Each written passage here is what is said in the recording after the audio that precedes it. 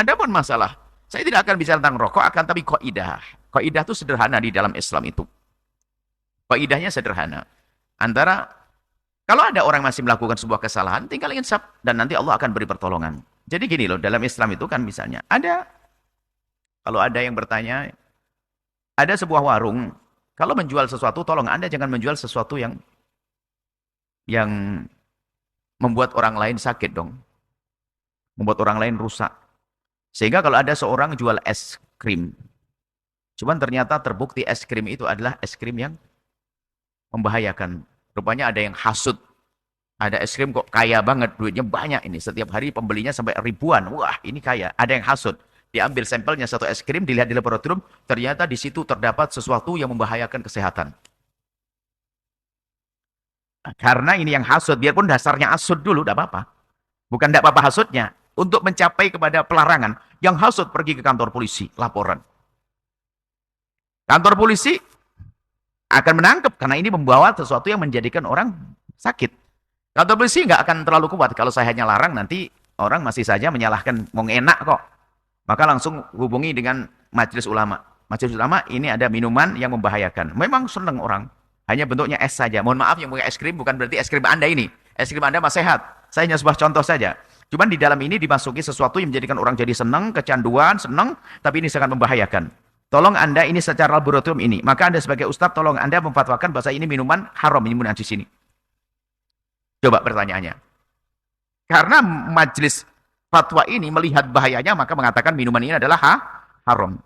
Apakah dia disalahkan yang demikian? Demi kemaslahatan umat. Kalau tidak begitu, kan orang tetap minum. Polisi pun melarang, apakah disalahkan polisi? Menjaga kemaslahatan umat. Hal yang demikian itu sederhana. Jadi memang kalau ada indikasi membahayakan, sah untuk dikatakan itu adalah nggak boleh menurut undang-undang negara, sekaligus fatwa ulama juga sah. Karena apa? Dalam Al-Quran dikatakan bahasanya, wala tulqu bi'aidikum ila tahlukati, kamu tidak boleh melakukan sesuatu yang menjadikan dirimu hancur. Hancur beneran atau hancur setengah hancur, atau nggak baik, itu saja. Itu sudah nggak boleh. Selesai. Sekarang pertanyaannya, apa kabar bagaimana kabarmu wahai rokok? Apa kata dokter? Tanyakan pada dokter. Saya tidak bicara. Mungkin ada yang merokok di sini, Anda cukup senyum saja, Anda tanyakan pada dokter, selesai. Apa kata dokter? Apakah dokter mengatakan ini ada vitamin 17? Atau kemudian ini, tanyakan dokter.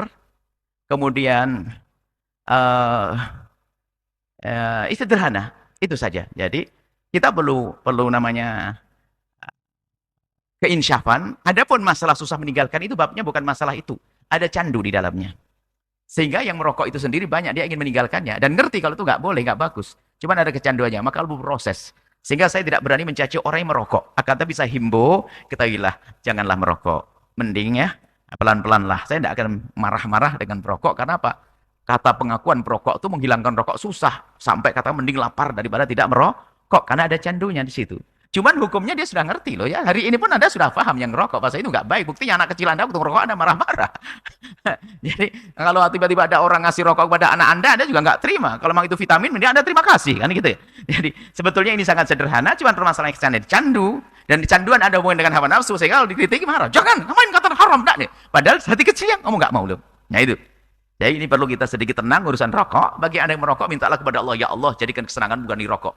Didegan, makan tebu, itu aja lah. Jadi dirubah nanti. Kalau sudah dirubah oleh Allah, maka gampang. Tentunya Anda pun juga terlalu mencaci maki orang yang demikian itu.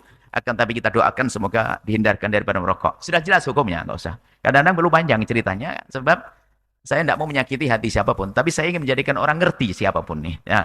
Apakah setelah itu, setelah Anda hukumi sendiri, sudah jelas. Nah, dan apakah itu bohong? Dalam dunia bisnis, kalau saya punya produk, saya punya minuman Al-Bahjah. Apakah saya boleh menulis bahwa minuman ini membahayakan, bakal matikan Anda? Kira-kira saya itu orang pebisnis hebat atau tidak? Kira-kira. Sekarang tulisan di rokok itu benar nggak itu bahwasanya rokok membahayakan Anda? Itu tanyakan saya jujur ada.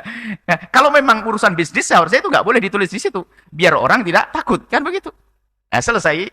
Jadi biarkan Anda, bagi Anda yang masih merokok, cukup minta pada Allah dan minta petunjuk, minta bimbingan agar segera diganti dengan yang enak-enak deh, bukan yang pahit-pahit.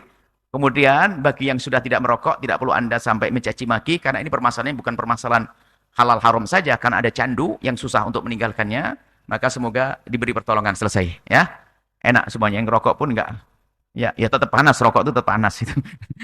Tapi semakin sejuk insya Allah dengan keinsyafan. Wallah alam bisawab.